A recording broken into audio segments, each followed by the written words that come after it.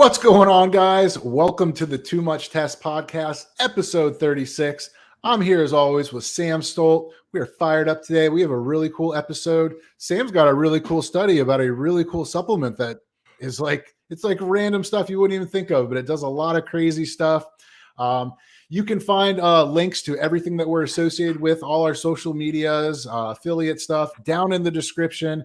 You cannot find my YouTube because I've been banned from YouTube. That's kind of, I guess, a badge of honor these days. But anyway, Sam, how's it going, bud? Hey, what's good, bro? It's good to see you. That sucks about your YouTube channel because that would have been nice if you actually were able to get that shit back. Hopefully, we'll see how that goes in the future. But I remember how I felt. Like I was getting all this momentum.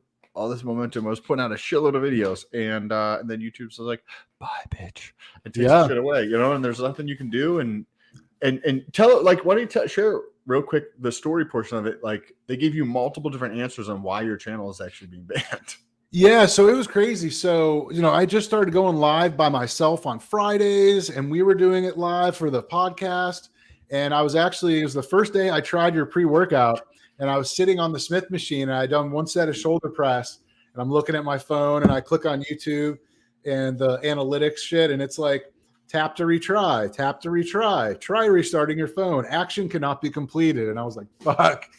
But yeah, I've got 3 different reasons. I don't want to get too far into it, but essentially I got an initial reason as to why I was banned. Then I got the appeal denied. They told me another reason, and then the final decision was for a completely different reason. So I don't know. I guess I broke every single rule that YouTube has, but it's just crazy because my channel is so tame. I didn't, it's just, I either got recorded by someone who doesn't like me for whatever reason, or it's just an algorithm glitch. And then, the manual review looked at it for a split second and was like red, green, red. Yeah, because I feel like some of the content I do is maybe slightly more aggressive than some of the stuff that you put out, because yours is very tame is a good word for it. I mean, tame in the bodybuilding world, right? I put out some stuff that's maybe slightly more aggressive than that, and you would think they would take my shit down before they take yours down, and I don't think they even know what they're doing. But the last video that I had was that I posted was the podcast, and the title of it was "Making Fun of Biden and Uppers." And not saying that's what got me banned, but that was the last video that got put up on my channel. So what did you think about the stem cell, Josh? Oh, dude, the stem cells was awesome. That was really cool. I totally believe that stem cells are like the future of medicine. I got a copy of that book, bought it off Amazon. I even bought Sam a copy, and it was really cool. It's like the guy that wrote the book started off trying to treat cancer with like vitamins, high dose vitamin C, which I've heard before. Interesting. And anyway, they were like, they're taking stem cells. They're like extracting your natural blood or stem cells. They're taking pieces of the tumor. They're like training the stem cells to find that cancer. And then it runs and tells the rest of the body that this cancer is here. Here's a copy of it. And then it triggers the body to come start attacking it. Wow. This is all in the stem cell book. I haven't started that one. Yeah. Yeah. Oh, that's super interesting. Yeah. So apparently there's cells, right? I can't remember what they're called, like deandraes or diodes. I don't know. Anyway, but they are like the first one at the site of like a tumor or something, like a foreign body, right? And they'll attack a little bit of it, and they'll like hold on to a part of it, right? And then once they do that, then they morph, they start to grow into like what looks kind of like a COVID cell, where it starts to get some like tentacles and stuff. And then once it does that and it becomes mature, it goes around the body, and it tells the rest of the body, hey, here's the tumor. This is what you're looking for. Go fuck it up. But what they found is in a lot of people that don't have a very strong immune system is that these cells, they get the little cancer there, but they never fully mature and go around and tell the rest of the body what to attack and that they need to attack. So what they did is they would take out these immature cells. They would take the part of the person's cancer. They would let these cells figure out that it's the enemy. Then they would do some shit to mature them, put them back in the body, and now they're all floating around the body with directions on what to target and tells the rest of the body to attack it. Wow. And they were saying they had like an 80 some odd % success rate in like stage 1 and 2 cancers, and then like a 25% with like stage 4. But this was like early. This is like early stuff. Like they had advanced it since then. Wow, could you imagine though? Like, and we don't hear about any of this stuff. And you've probably had friends or relatives that have gotten cancer over over the last 10 years, or friends of friends, or whatever the case of, who have gotten cancer. And not once have you ever heard of this kind of stuff. But yet this is probably far more effective and far cheaper, because what you had mentioned, I think you're using your own blood and you're taking that out, and then you're taking a biopsy of the tumor, and you're probably putting them in some type of culture to get them to figure out like, this is the good shit and this is the bad shit, and putting them back in. That is probably, $200-300 of like effort involved versus $20,000 for chemo. Mm-hmm. Well, they started off, the story they started off with was there was a kid who had MS, and MS is where it kind of like just destroys like your muscles over time. I don't know exactly how it works, but long story short, like these two doctors were working with this kid. He was like 13 years old, and his MS had gotten to the point to where he had a little like wheelchair ramp, and he walked with like one of those like 4-legged walkers. And if he went down the ramp too hard or too fast, his head would fall down like this. And he didn't have the muscle strength to pick up his head. So someone had to come and actually like put his head back up so that he could stay like that. Like that's how bad it got. And his partner doctor gave him, they had like vials of stem cells that were like this back in the day. They were like $1,000 a vial. And they basically started shooting up all his muscles as much as he could take, because it's painful. And he would get better for like 5 or 6 months, and he would kind of plateau, and then he'd get worse again. And then they'd come back and do more, and he would get a little bit better and plateau a little bit. And eventually the family moved out to like Costa Rica, because that's where they were doing this treatment. And like the kid got better over time. I don't remember all of it, but he went from like having like zero hope to where he's dying to where he's like 30 and he's like somewhat okay now. Wow, bro. That's super exciting though. I know. When you look at, like, I've talked to you about this, the CBI, the NCBI, right? Like the PubMed website. And you look at stem cells, and it's literally exponential growth. And this is the kind of stuff out there, like Josh was saying last week, where this can basically cure or stop or like the prevention of different diseases completely. Like he was talking about it curing type 2 diabetes. Like there's a boatload of people here in America who have type 2 diabetes because of their poor diet. Mm-hmm. I have a quick story actually. So I'm out in the mornings. I've been doing cardio across the street at the pond. There's like a lake across the street, and I'll walk around there, do my cardio, get a little sun first thing in the morning, and then I'll just try to respond to as many messages as I can during that time. And so I'm walking around there, and this dude comes over and starts talking to me. And I was like, cool, it's fine. And he starts telling me how he's switched to a plant-based diet, right? He's in like decent shape, but he tells me how he's switched to a plant-based diet. And then I was like, oh, that's cool, man. Hey, I'm glad if that's working for you. That's amazing.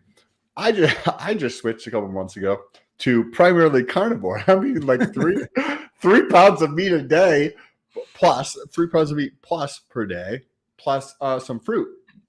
And he like got like slightly triggered, like where the point where he was not aggressive towards me, but he was like raising his voice and didn't know like how to handle this like he just didn't know how to take this. And I was like, hey, like I went back and forth with him a couple times where he was like raising his voice. I didn't know what, like, this guy's a fucking crackpot, right? Yeah. And I was like, hey man, nice to meet you, I gotta go. And he just keeps talking. Then he's just called me, hey man, I gotta go. Yeah, thanks, bro. Weird fellow. That's weird. I mean, like what would make him choose? Like, I don't know. Like, I mean, I get it.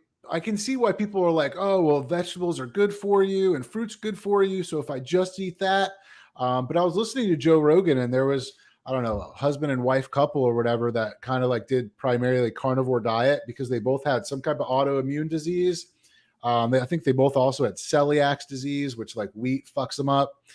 But they were basically like, they were pulling up these stats of like how much like how much broccoli you would have to eat in comparison to get the same amount of bioavailable protein from meat. And it's some ridiculous number, like 10 pounds of broccoli is like the equivalent of like the amount of bioavailable protein to like a 5-ounce piece of chicken.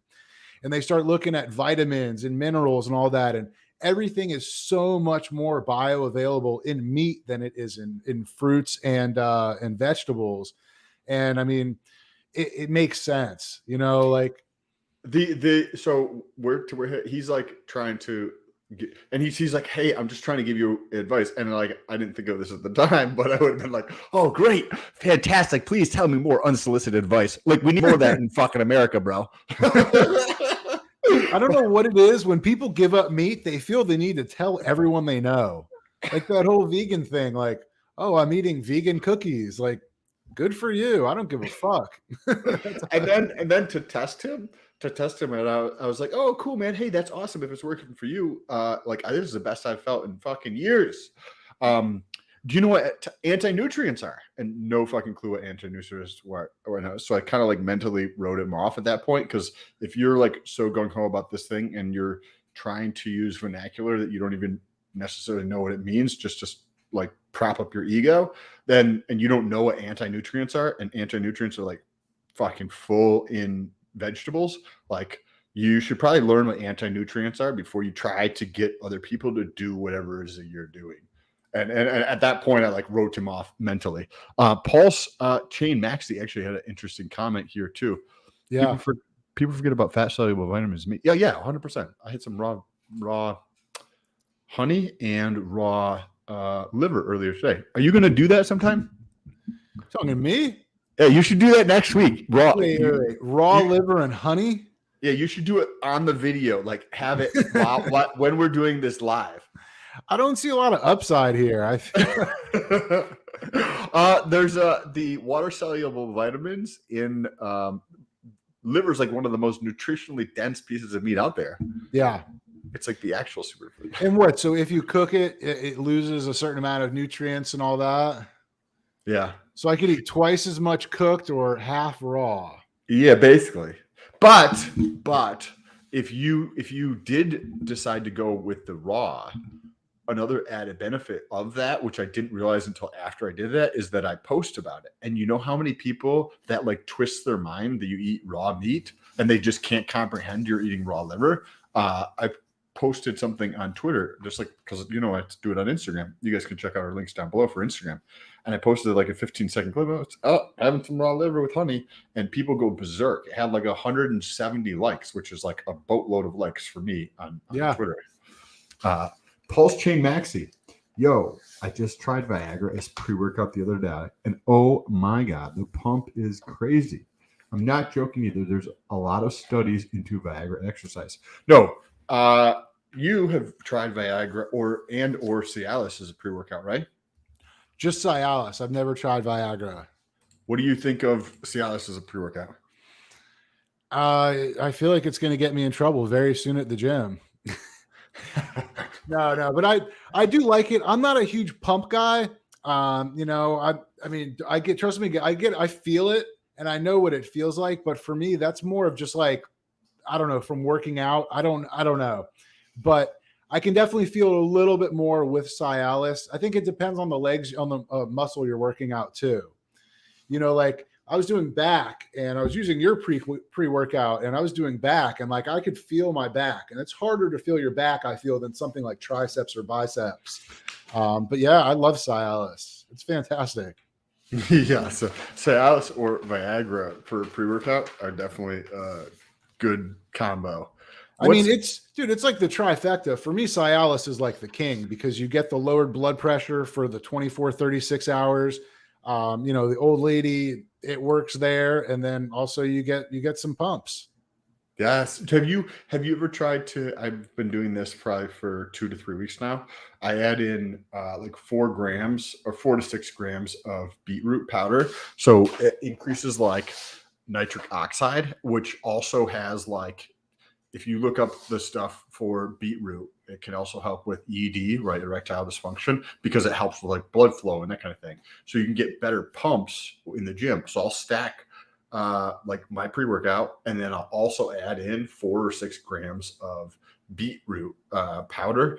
Like you can get capsules at Walmart for like $6 or something like that. So I'll add that in with my pre-workout. And then sometimes what I'll do is either Cialis or Viagra with that. So I'll have like pre-workout, which some stimulants in it.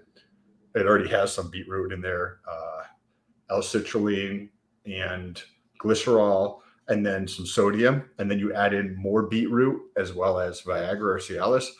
Bro, I've been getting literally some of the best workouts I've had in so long. I'm not even like, this has been the other last week, or maybe the week before that, by the end of the week, almost all the body parts were sore.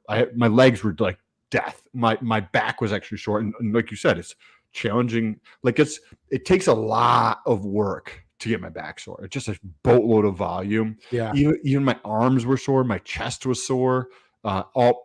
And I was like, this is when I've been trying to test different things for the pump to see if that helps me to get sore, to just change things up. And I was like, holy shit, this is awesome. Yeah, I saw there was beetroot in your pre-workout. So I'm copying your formula, and so I was doing a little research on that. But no, you know what I was actually been doing is I've actually been going to the gym 6 days a week, or 6 times a week, and it was mainly last week because I was fucking pissed off over my YouTube channel. So here's my workout split for if anyone wants to copy this. So Monday, chest, cardio, sauna. Tuesday, legs, abs, cardio, sauna. Wednesday, back, cardio, sauna. Thursday, shoulders, cardio, sauna. Friday, shrugs, bis, tris. And then Saturday, I'll do all chest, like chest flies variations, cardio, and sauna. So I'm hitting my chest twice because that's my weakest genetic spot. And dude, the sauna, I love the sauna so much. There's so many good health benefits for it that I've been reading up on. It's awesome. What are some of the top benefits? I literally want to put a sauna and a ice bath I'm renovating my house, but like by the time I get to the kitchen and then go to the backyard, I want to put a sauna in the backyard and I want to put an ice bath in there. But I know there's a shitload of benefits to it, but I don't know a ton of the benefits with the sauna. Do you happen to know any of those off the top of your head? Because some of them off the top of my head, I was looking into building one because I have some porch area. My wife's not super thrilled about that. So I was thinking about getting one of those portable insulated tents. And dude, I was just going to buy like the biggest space heater you could get and just like sit over that bitch. Just have that bitch sitting right here, just cooking hot air at me. And then I was going to get a big ass pot with some rocks so I can pour water on it. Just going to make like the most ghetto sauna possible. Do you know the cliche? Oh, Florida man, this, that, and the other thing. I'm like the essence of Florida man right now. Gold chain and camo shirt. It's gonna be in the news. Florida man cooks himself to death in a homemade tent. He brought it's 95 degrees out in the summer, and he brought in a space heater with like rocks and he was cooking. You could see that. But sauna benefits just real quick overall, relaxes your cardiovascular system. It kind of mimics moderate exercise with your heart rate. But the main benefit that I saw and what studies have shown about longevity is that every cell in your body has something called a heat shock protein. And essentially they come out when your body is shocked from heat. And essentially what that does is it kind of, I don't know, it goes through your body and it does good shit and it helps you live longer. I can't remember exactly. It's been a long day, but there's also another something that it does with your brain is that there's some other chemical that's not so great. That's kind of a stress hormone. And then there's norepinephrine, which is kind of like a good one. And what they found is they both raise while you're in the sauna. And then after you get out of the sauna, the worst one starts to decline, but the norepinephrine stays at a higher level, which makes you more alert and more kind of your brain function a little better. Interesting. I've heard about the heat shocks. Actually, when you were saying this, I pulled this up here. Heat shock proteins. Heat shock proteins are a large family of molecular chaperones that are well known for their role in protein maturation, refolding, and degradation. While some heat shock proteins are constitutively expressed in certain regions, others are rapidly upregulated in the presence of stress stimuli. Interesting. I got to learn more about those. Yeah, it helps like proteins like fold properly. Like if the proteins are all whack, then they like die off and they cause like toxins, where if they're folded properly, they become what they're supposed to. So there's something to it. I watched some videos on YouTube. Well, I wonder if like it, because right, it does help. Doesn't it increase your metabolic rate during a short window too, or something? At a certain temperature. So like if you stacked like sauna use 7 days a week with say fasting, right? So you get an increase in autophagy and like apoptosis, or like the recycling of dead blood, like dead cells or mutated cells or ones that weren't folded properly. And you could utilize something like that along with the sauna. And I bet the results would like not just be additive, you'd get like a multiplicative effect. So greater, you know what I mean? Something where you have a synergistic effect to them. I'm going to even add to that. So I'm going to go with fasting in the sauna on Cialis with the beetroot, some Himalayan salt, and jerking off at the same time. And then after you're done, jump into the cold pool, cock in hand. That's the ultimate. That's longevity 101 right there, baby. I've been working on getting into. I've been working on trying to figure out different, or just educate myself more on different types of peptides available out there. And epitalin, because you mentioned longevity, right? So epitalin is one that I'm going to probably be doing a video on this coming week. You guys can check the channel if you'd like to catch that video. But epitalin is a super interesting peptide. I had a guy said that not just from the epitalin, but he's lost 35 pounds. So it's not from that. It's probably just for him feeling better from this. But the biggest benefit he mentioned with it was with sleep.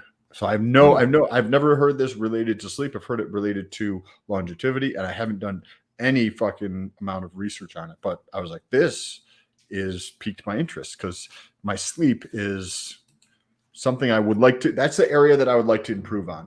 Like I don't feel like I feel like there's a big opportunity for me, like biohacking, like improving in my sleep category. Every single night I wake up, when you roll over in your bed, are you awake or are you not awake? It's a great question. In the mornings, I'm definitely awake. So I kind of like when I'm going to sleep, I'll roll over because I sleep on my side. So I go side to side. My arm will start to get, so my hip will start to get sore, then my shoulder, then I roll over. And then when I wake up in the morning, like if I wake up on this side, like I switch over to the other side, I get so comfortable, I'll go back to sleep. Then I wake up and I switch to the other side. Oh man, I'm getting tired just thinking about that. So you sleep on your side and you just fucking rotate back and forth all night? Yeah. Why don't you just sleep on your back? I mean, I can sleep on my back. I don't know, man. I sleep on my side and I got my one pillow and then I have another pillow like right here along my chest that I like put my arm around and it kind of keeps it like this. And dude, I sleep, dogs sleep on their side with like their back legs, like 90 degrees. I fucking do that same shit, bro. I'm like, my wife's like, what the fuck? You're taking up the whole bed. Like, I cannot sleep on anything less than a king size bed. It just does not work. I don't even know why they make smaller beds. You sleep with your legs directly across the bed? I kind of sleep like kind of like 90 degrees like this, and then I'll have one arm over like a pillow. Oh man, that's awesome. I don't know, dude. I sleep like a puppy. I don't know. It's comfortable. So I sleep on my back, but what I like to sleep with is like a pillow underneath each arm, like a king, and I like fold my arms across my stomach like this, and I can't. What I notice is I can't cross my legs. Sometimes you probably don't do it, but like I would cross my feet like this, laying on my back, and if I do that, it hurts my fucking knee. Like after a while, like I'll wake up and it'll hurt my knee, so I can't sleep with my legs crossed, and then ideally a pillow underneath my knees, because then it helps with like the lower back and stuff like that. But I still feel that I wake up too many times throughout the night. Like I'm not sure how to optimize it. I've put several plants in there, which I think I've mentioned they improve the air quality. So there's a snake plant that NASA did a study on to like they're comparing the pothos, the snake plant, and one other plant, and to see which ones like removed the most amount of toxins in the air, and then which produce the most amount of oxygen. And then they had them like in these like tent type things where they had something on the side of it to measure the particulates per million, or whatever it was. And the plant that did the best, well, there's two of them that were very, very close, but I have both of those in the bedroom to help improve the air quality and remove toxins. And then there's some research that shows like how sleeping at an angle helps with several different things. So I've actually my bed raised, not just put another pillow underneath your head, but like put shit under. I just put 2x4s. I got underneath my fucking so and lifted it up. But I still did that NASA study with the plants? Did they have a guy named Sam in the corner taking bong rips, and they test the impurities in the air after that? I haven't. It's been a while since I've smoked, actually. Well, now that Bro, I got some one of those vape pens from one of my buddies. So I had another vape pen that was kind of on its way out. It was kind of clogged up. Bro, I got one from my buddy, and like 1.2 seconds pull, and like, dude, it's like, well, anyway, actually, I kind of wanted to talk about sleep because you actually wanted to talk about something that I tried recently. And I would suggest a product to you for sleep. So as if you followed this before my YouTube channel got deleted, I actually was going to make a good video on this. So I used to use alcohol to help go to sleep. I'd have whiskey and water toward the end of the night. It relaxed my brain. It turns off my thoughts. I could just lay in bed, close my eyes. So I still haven't had any drinks. It's been congrats, thumbs up for that. Like 35, 40 days, somewhere in there. So what I've done is a little bit of indica here and there, not always. And then I've been using sleep juice, which is a product from Enhanced Athlete. It's essentially lower melatonin, but it's got GABA, it's got 5-HTP, it's got tryptophan, I think like B3, B6. But anyway, there's a couple different products out there like that, and I really do like that product. But Sam was telling me, go try Kava. And I was like, I've seen these Kava bars. I even have a note. I have a note right here on my notepad that says, buy Kava. It's still there. And I went on Amazon, and it's like, well, this is a noble strain. This is from this island. This is this. And I was like, yo, this is too much. I don't know what to buy. So I found there's a Kava bar down the street from my house, and I went to go check it out. And it was pretty interesting. So the girl, she gave me a bowl, like a sample to try, and she explained that it's going to taste peppery. It may numb your mouth. And I was like, okay. And it looks like light creamed coffee, if that makes sense. Did you have it plain in the sample? Did it have like any flavor, or was it just Kava by itself? Just Kava by itself, just brewed Kava. And so I tried it, and it definitely tastes like kind of peppery, it's very earthy. Not my favorite taste, but it's not like to where it's gross to where you can't drink it. But it definitely does numb your tongue and numb your mouth. And I've experienced that a couple other times. Once getting my teeth done. Another one, I'll just be straight up, dude. I went when I was way younger to a guy's house to get some of that, and he pulled out like a softball size, like just a rock, softball size. And is that what they call an 8-ball?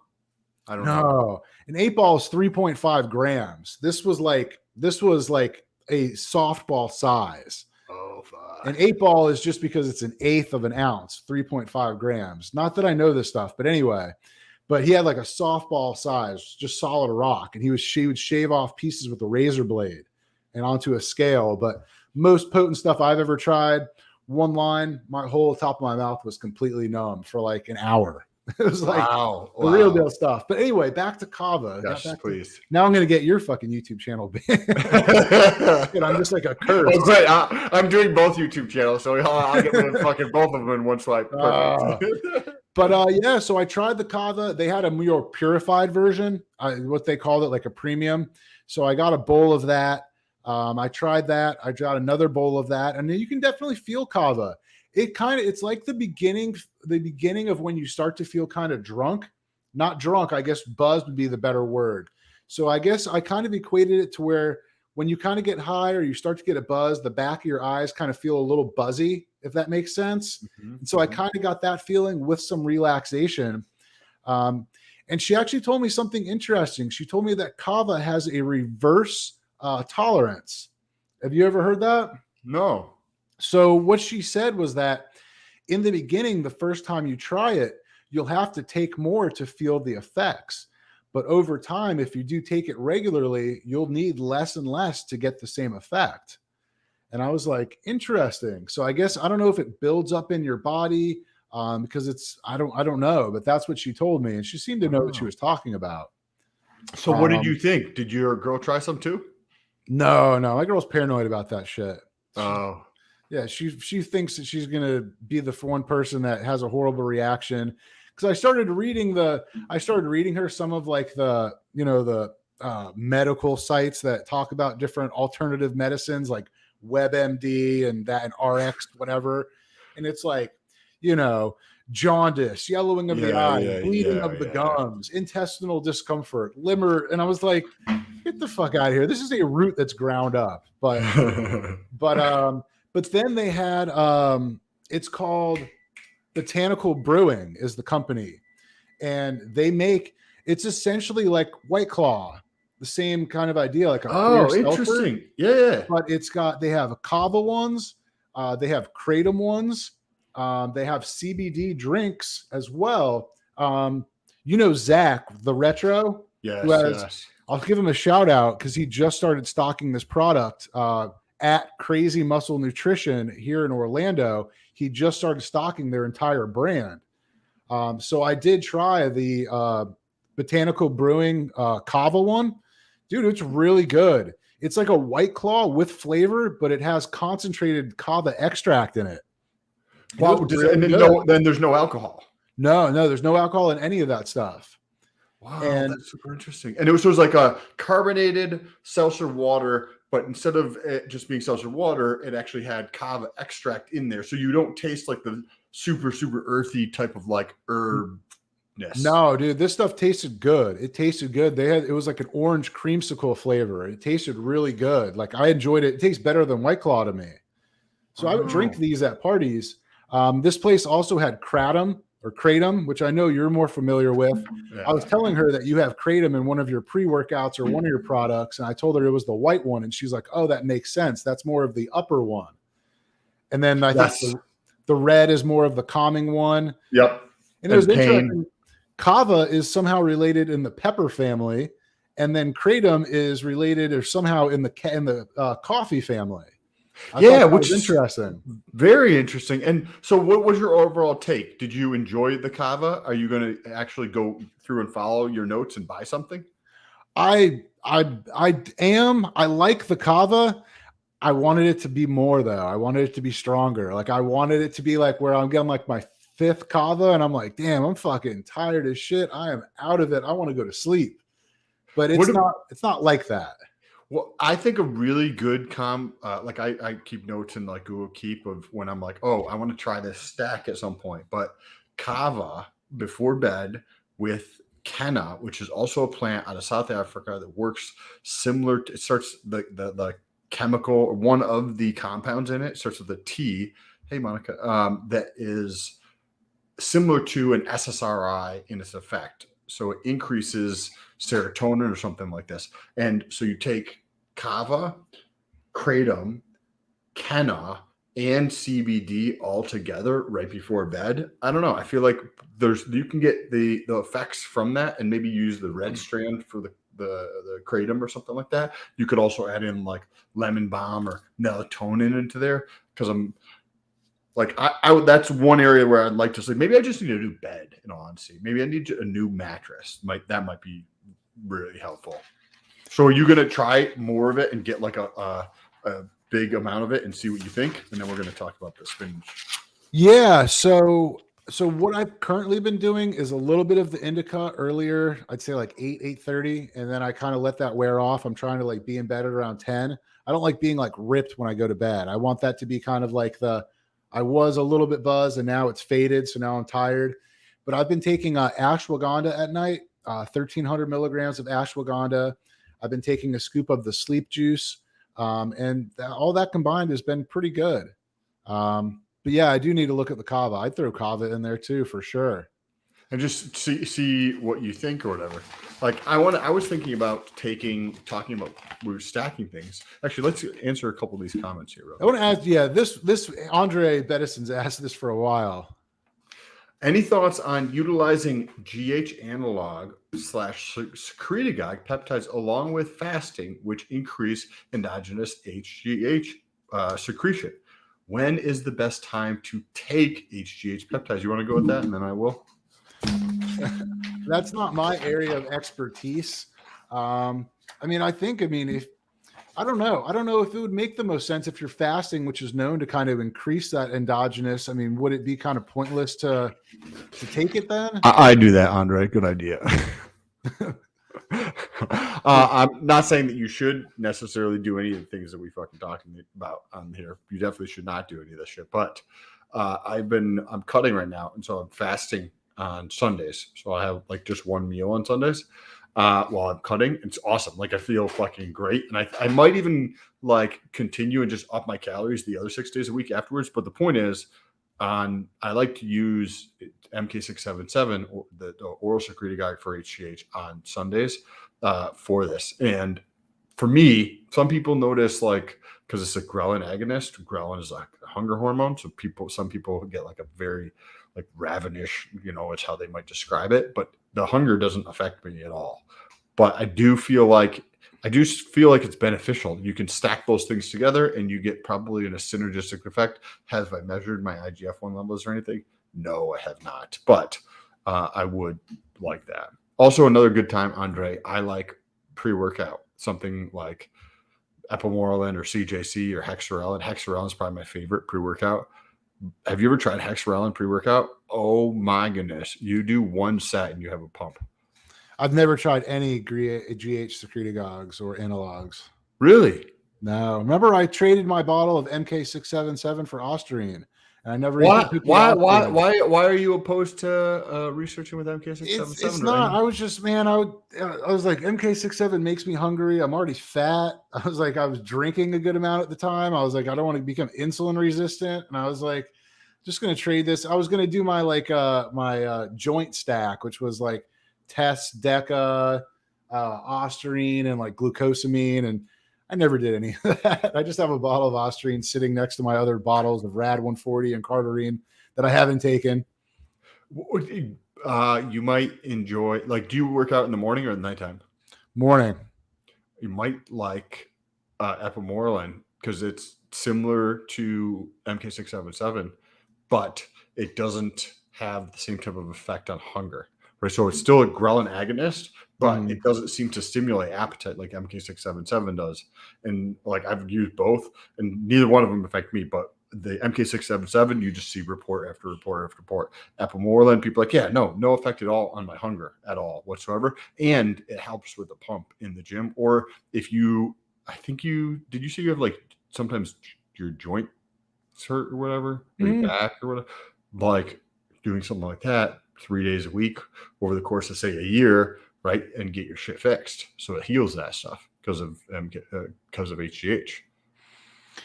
See, I don't see if I were going to do that, I would probably do something like CJC. I don't like pinning in the morning. I'm not a morning pinning person.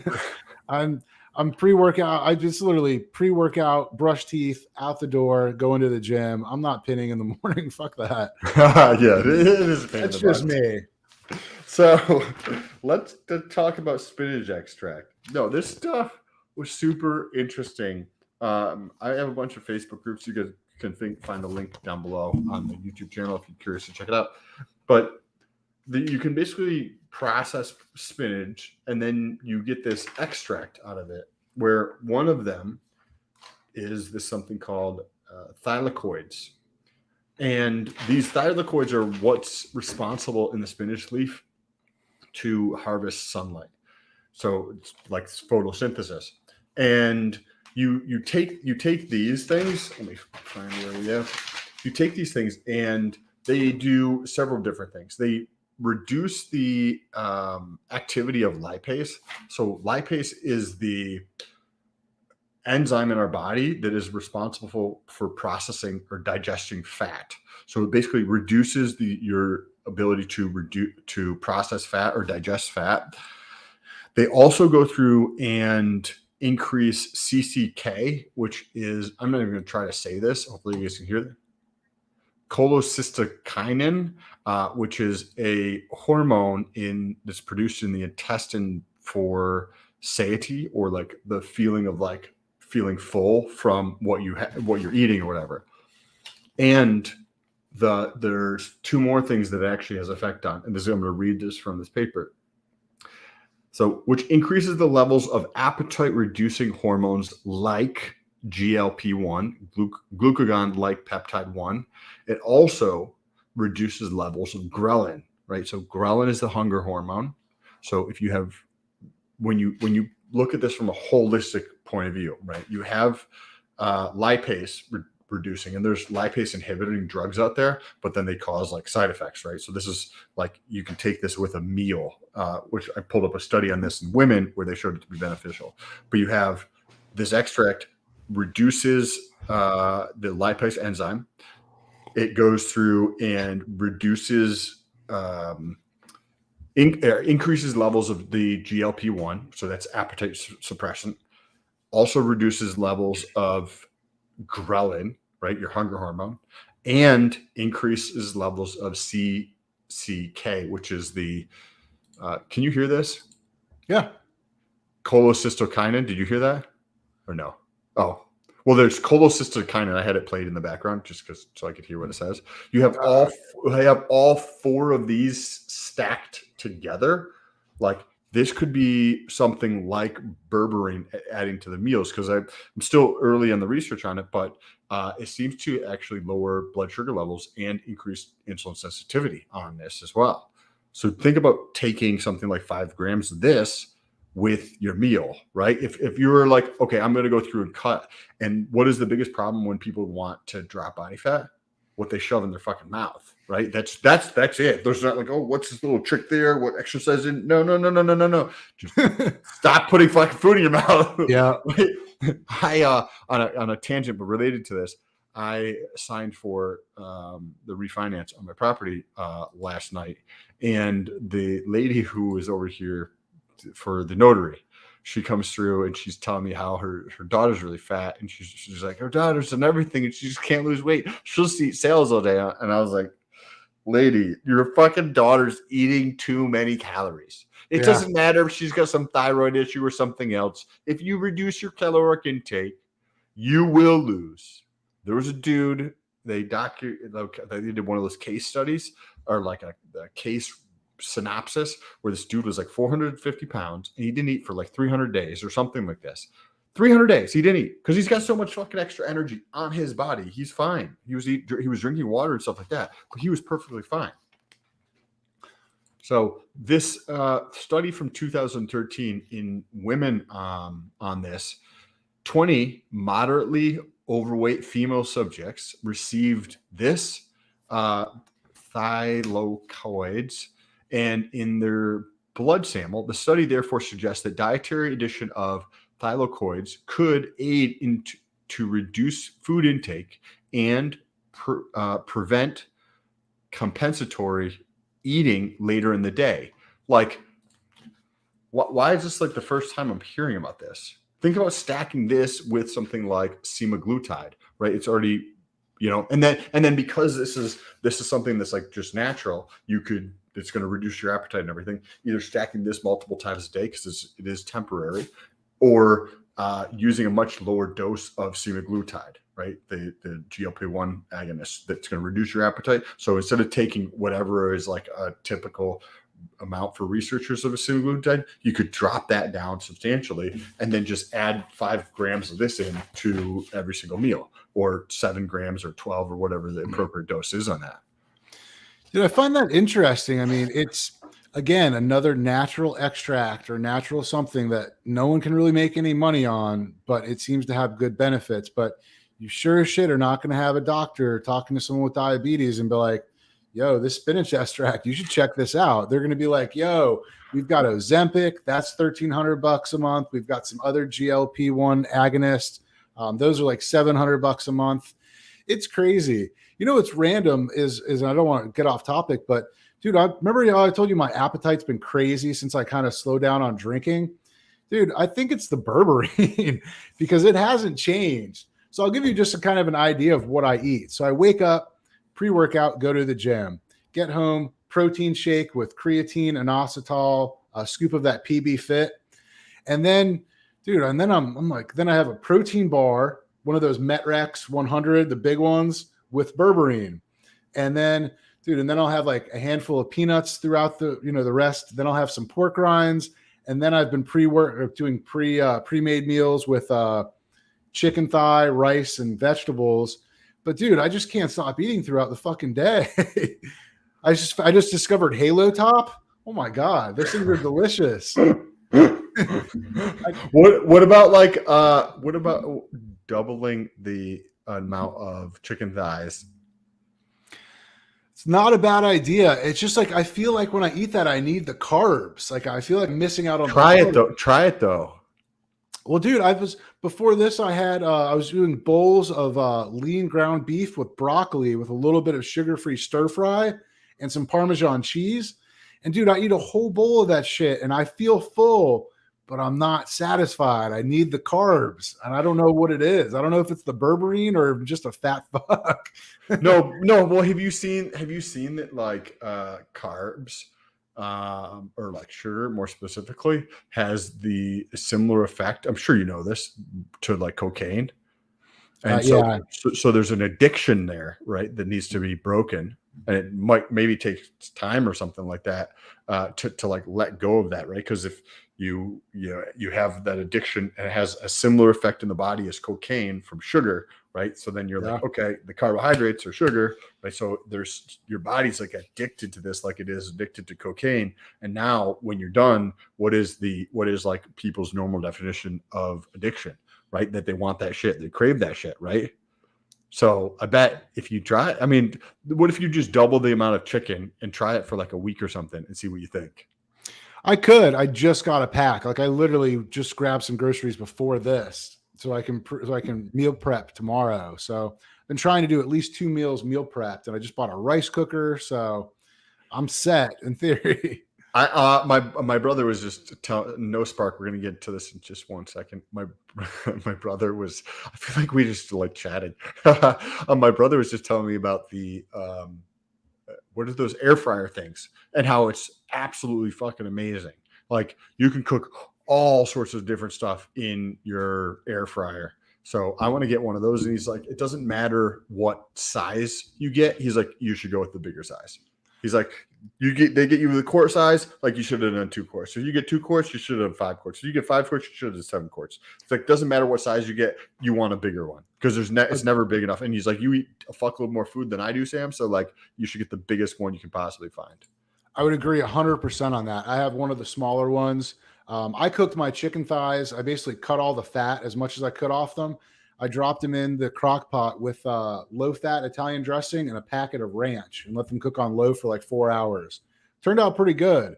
But the air fryer, dude, you can do 4 chicken thighs in like 8 to 12 minutes. So you just literally marinate them. And in the YouTube video I was watching, this guy had a big one where he could put 4 full chicken thighs. Mine would do like maybe 3 with like a couple of them on the side like this looking funky. But they are really good. They're really good.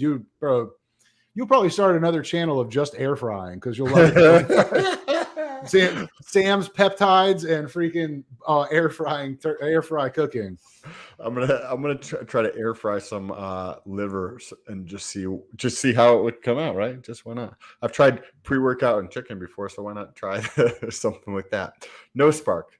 What do you think of MK67 stacked with CJC 1295?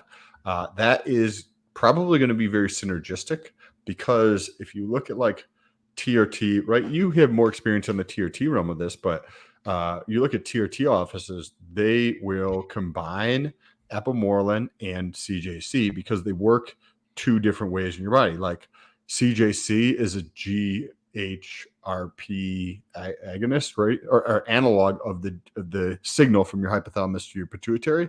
GHRP, I think is that accurate? GHRP. Believe so. Eyes are a little burning and on fire, but and so you have something that has this, it increases HGH by that signal from the hypothalamus to the pituitary. And then MK677 is a ghrelin agonist, and that also increases HGH. So you're able to hit like your body. You're not like giving yourself HGH. You're telling your body to produce more HGH. So there's a difference between those and like exogenous testosterone, exogenous HGH or whatever. But I would say that's a very good combo. What are your thoughts on that? it seems to make sense. So because I mean, and that's I guess what's kind of the difference between some of these growth hormone secretagogues and antagonists and analogs, whatever else. I'm not super well versed in it, but it seems like in that situation, the CJC is telling the brain to make more, where the MK67 is telling the brain to release more. Oh, that's an interesting way of looking at that. I think. Don't quote me on that. Like, if I ever become YouTube famous, they'll pull into this video and be like, "This guy's a fucking idiot."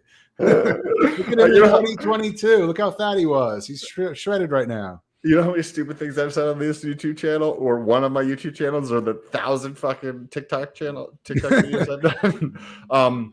I had a question. So I've got about 3 weeks left for this cut I'm doing now.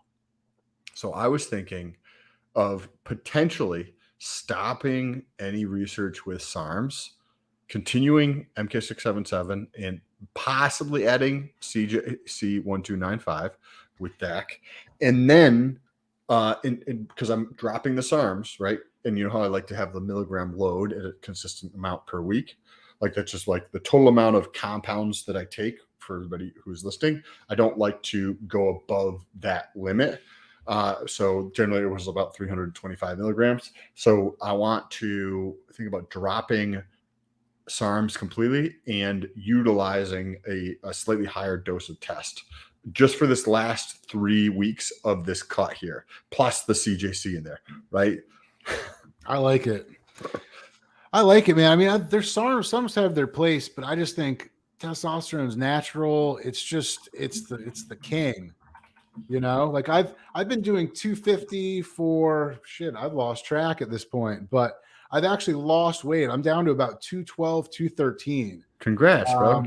So when I first started, I was like, when I started TRT, I was 247. And then I had dropped down to probably like 220.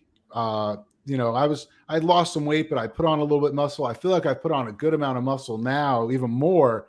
Now I'm dropped down to like 213. So I'm not actively really trying to cut. I'm just eating a little bit healthier, cut out alcohol, make better decisions when you go out to restaurants.